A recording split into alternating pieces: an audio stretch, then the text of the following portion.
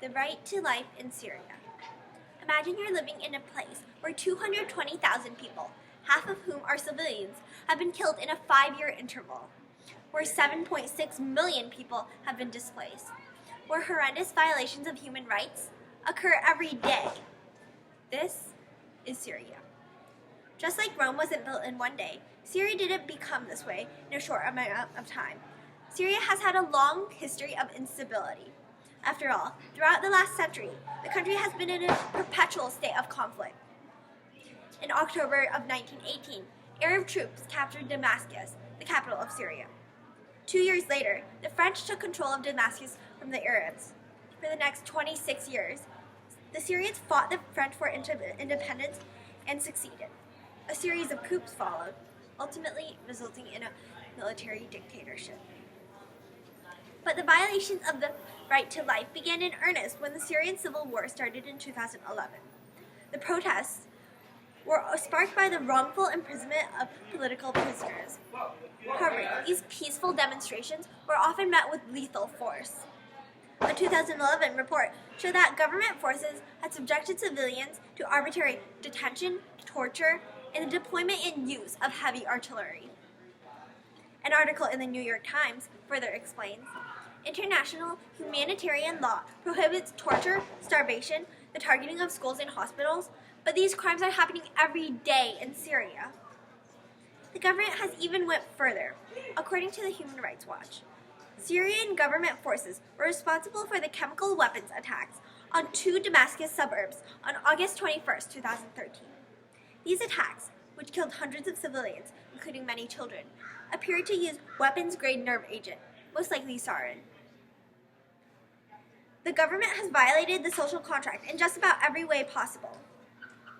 About 110,000 civilians have already died from the conflict, and numbers are expected to rise. Additionally, ISIL, better known as the Islamic State, is active in the area. The result is a 3-way war between the government, rebels, and ISIL. The right to life is universally recognized as one of the most important rights. It's guaranteed in the Universal Declaration of Human Rights and is a prerequisite to all other rights. After all, how could anybody have any rights when they're dead? But this right is being violated almost every day. Syria, however, wasn't always this way.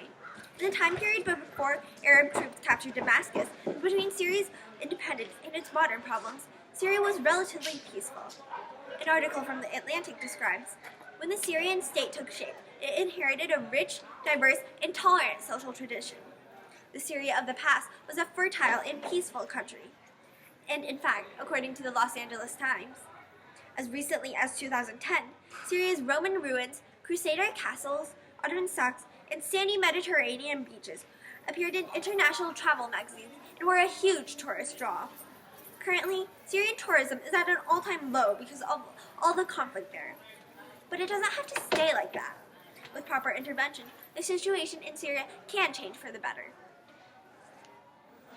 Right now, the biggest problem is the conflict in Syria. Obviously, we have to intervene. But how exactly would we do so? Troops.